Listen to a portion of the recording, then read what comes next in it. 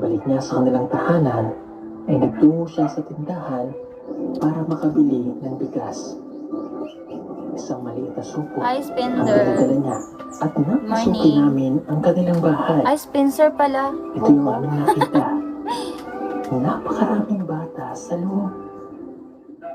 Marami pala silang magkakapatid. Anak ng kanyang mga magulang. Sa kanilang magkakapatid. Kaya siya ang inaasahan ng kanyang mga magulang sa mga gawaing bahay. Nabutan nga namin ang pagluluto niya ng kanilang pananghalian. Hi, Lex. Lag ba ako? Hati-hatian nila ito para mapagkasya. Pangarap niya na maging guro palang araw. I'm Pero logging. paano daw niya yun maabot? Karen. Sa dami nilang magkakapatid Welcome at sa back. hirap ng kanilang buhay. My connection is Mga kababayan, narito po ang lost. kwento ng kanilang buhay. Oo. Hindi ako makapag-reply dyan eh. So ayan mga kababayan, nandito kami sa tapak at yun nga kanina pinagmamasta namin yung bata na mayroon po siyang mga hinahakot na saging papunta doon kasi darating yung truck, yung bumibili po ng mga saging ng mga katutubo dito at pinagbasta namin siyang mabuti, dito sila nakatira.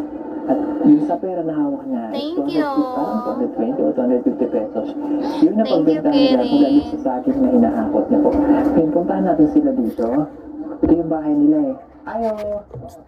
Thank you so much. Okay. Pwede po kami pumasok? Uy, ang daming bata. Ang daming bata, oh. Oh, ang daming bata. Ang tukit nila. Ang lulusog. Hindi akat po kami. I ha? want summer. Kayo matakot ha? Summer gift. Kilala niyo ba ako? Ha? Natakot si Kuya. Anyway, sige. Ang dami. Hello po. Ang tuk... Ang mga Lex. tukit yung mga Hi, anak mo. Ito Lex. parang... Hello, be. Akit Good morning. Ayan, very good. Parang foreigner naman tong anak mo. Ikaw mo, anak mo to lahat? Oh, may dalawa ko pa. Napay duha dito. Nagkuha pa ng saging. Magdalawa pa ako. So, anak mo to lahat? Walo. Ha? Wala.